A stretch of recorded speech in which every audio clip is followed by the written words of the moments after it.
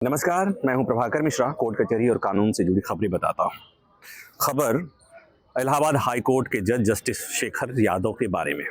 आपको सबको पता है, पूरे देश को पता है कि आजकल जस्टिस शेखर यादव अपने बयानों को लेकर चर्चा में है। उनके खिलाफ विपक्ष महाभियोग लाने की तैयारी कर रहा है। टेक्निकल तौर पर महाभियोग नहीं कहा जा सकता, लेकिन उनके पद से हटाने की तैयारी हो रही है। हो पाएगा नहीं हो पाएगा कहना मुश्किल है, क्योंकि किसी जज को उसके पद से हटाए जाने की प्रक्रिया बहुत मुश्किल है। लेकिन इस बीच जस्टिस शेखर यादव निश्चित तौर पर मुश्किल में है। उन्होंने जब बयान दिया, मामला सुप्रीम कोर्ट संज्ञान में आया, तब सुप्रीम कोर्ट ने इस संबंध में हाई कोर्ट से एक रिपोर्ट तलब की। रिपोर्ट क्या था? रिपोर्ट ये कि जस्टिस शेखर यादव ने आखिर अपने बयान में कहा क्या है, ये सुप्रीम कोर्ट सुनिश्चित करना चाहता था। और उसके बाद सुप्रीम कोर्ट ने जस्टिस शेखर यादव को तलब किया है कि आपने जो कहा है अपने बयान पर सफाई दीजिए। और सफाई कहाँ देना है? तो सुप्रीम कोर्ट की कोलिजियम, जो 5 जज सीनियर मोस्ट जजों की जो कोलिजियम होती है, जो जजों की नियुक्ति और ट्रांसफ़र करती है, उस कोलिजियम के सामने जस्टिस शेखर यादव को पेश होना है और वहाँ पर उन्हें वो बयान देना है, वो सफाई देनी है जो उस बयान अपने बयान को लेकर। ये बात और है कि उनके बयान के पक्ष और विपक्ष दोनों तरह के लोग आ गए हैं। उनके पक्ष में भी लोग आए हैं, उनके विपक्ष में भी लोग आए हैं। विपक्ष की बातें मैंने कही कि उनको उनके पद से हटाने के लिए प्रस्ताव आने वाला है। लेकिन उत्तर प्रदेश के मुख्यमंत्री ने उनके पक्ष में, उनके समर्थन में एक बड़ा बयान दिया कि जस्टिस शेखर यादव ने ऐसा क्या कह दिया कि विपक्ष उनको उनके पद से हटाने की तैयारी कर रहा है। जस्टिस शेखर यादव ने वही तो कहा है जो सच है। और आपको ये बताने की ज़रूरत नहीं, सबको पता है कि जस्टिस शेखर यादव ने कब, कहाँ और क्या कहा था। फिर भी बता देता हूँ कि जस्टिस शेखर यादव ने इलाहाबाद हाई कोर्ट के परिसर में, प्रांगण में, विश्व हिंदू परिषद के एक कार्यक्रम में यूसीसी यानी समान नागरिक संहिता को लेकर एक कार्यक्रम हो रहा था, और उसमें यूसीसी की ज़रूरत बताते हुए उन्होंने अल्पसंख्यक समुदाय पर गंभीर आपत्तिजनक टिप्पणियाँ की। उन्होंने ये भी कहा कि ये देश बहुसंख्यकों का देश है और देश उसी हिसाब से चलना चाहिए।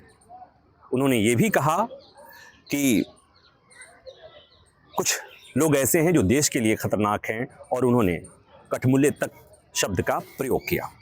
उनके इस बयान पर बहुत सारा विवाद हुआ और ये मांग उठी कि जज की कुर्सी पर बैठा हुआ कोई व्यक्ति इस तरह का बयान कैसे दे सकता है। जिसने संविधान की शपथ खाई हो वो इस तरह का बयान देता है तो उससे न्याय की उम्मीद कैसे की जा सकती है। तो अब उन्हें सुप्रीम कोर्ट के कोलेजियम के सामने सफाई देनी है। इस बीच जैसा मैंने कहा, विपक्ष उनको उनके पद से हटाने की तैयारी कर रहा है। 50 सांसदों ने हस्ताक्षर कर दिए हैं। जो प्रक्रिया है हटाने की वो ये कि जो प्रस्ताव आता है हटाने का, अगर राज्यसभा में आता है तो 50 सांसद लिख करके प्रस्ताव पेश करते हैं। अगर लोकसभा से आना होता है तो 100 सांसदों के दस्तखत की ज़रूरत होती है। लेकिन चूंकि ये राज्यसभा से शुरुआत हुई है, इसलिए 50 की ज़रूरत थी और 50 का सिग्नेचर वरिष्ठ वकील कपिल सिब्बल और राज्यसभा सांसद ने इनिशिएट किया है उनको हटाने की। लेकिन किसी जज को उसकी कुर्सी से हटाने के लिए ज़रूरी है कि सत्ता पक्ष और विपक्ष में कम से कम सहमति बने, क्योंकि जो संख्या बल है वो ये कि दोनों सदनों के 2/3 बहुमत से ही प्रस्ताव पारित होना चाहिए, तभी जज को हटाया जा सकता है। और जहां सत्ता पक्ष का समर्थन मिलेगा तो ऐसे में मुश्किल, अभी फिलहाल मुश्किल दिख रहा है। और आज तक इतिहास की बातें यहाँ पढ़ लीजिएगा कि आज तक कभी भी किसी जज को इन तकनीकी बारीकियों के चलते कभी भी उसके पद से हटाया नहीं गया। ये बात और है कि कलकत्ता हाई कोर्ट के जज जस्टिस सौमित्र सेन के खिलाफ एक मामला आया था, राज्यसभा से प्रस्ताव पारित हो गया। मामला जब लोकसभा गया उसके पहले ही सौमित्र सेन ने इस्तीफा दे दिया था, लेकिन अभी तक कोई प्रस्ताव पारित नहीं हुआ है, कभी नहीं हुआ है। तो उसी तरह से जस्टिस शेखर यादव के मामले में इस बात की संभावना बहुत नगण्य है कि उनको उनके पद से हटाने का प्रस्ताव पारित हो जाए। लेकिन इस बीच उनके नाम को लेकर, उनके बयान को लेकर जो चर्चा उठी है, ये अपने आप में बहुत बड़ा सवाल है।